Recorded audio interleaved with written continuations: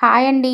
మనం ఇడ్లీలోకి ఎప్పుడూ అల్లం పచ్చడి, పల్లీల చట్నీ అలా చేసుకుంటూ ఉంటాం కదండీ. అలా కాకుండా ఒకసారి ఈ పొడి అయితే తయారు చేసుకోండి. చాలా బాగుంటుందండి.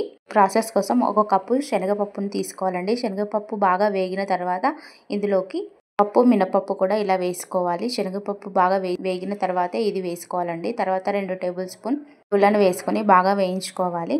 ఇవన్నీ బాగా వేగిన తర్వాత ప్లేట్లో వేసుకొని చల్లారనిచ్చుకోవాలండి. అదే బాండీలోకి ఒక టేబుల్ స్పూన్ జీలకర్ర, అలాగే చిన్నగా కట్ చేసిన ఎండు కొబ్బరి, ఒక 10 వరకు ఎండుమిర్చిని తీసుకొని ఇలా బాగా ఫ్రై అయితే చేసుకోవాలండి. ఇందులో అయితే అసలు మనం ఆయిల్ అనేది యూజ్ చేయము. చాలా బాగుంటుంది పొడి తయారు చేసుకుంటే.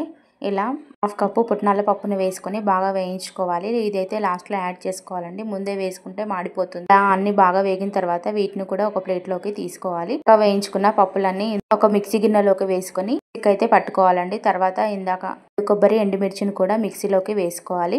ఇలా అన్ని ఒకసారి పొడి చేసుకున్న తర్వాత ఒక టేబుల్ స్పూన్ ఉప్పు కలుపుకోవాలండి. ఒక బౌల్లో వేసుకొని అన్ని ఒకసారి కలుపుకొని మనం ఇడ్లీలోకి కానీ దోశలోకి కానీ ఈ పొడి చాలా బాగుంటుందండి. ఒకసారి మీరు కూడా ట్రై చేసి ఎలా కుదిరిందో కమెంట్ బాక్స్లో కమెంట్ పెట్టండి.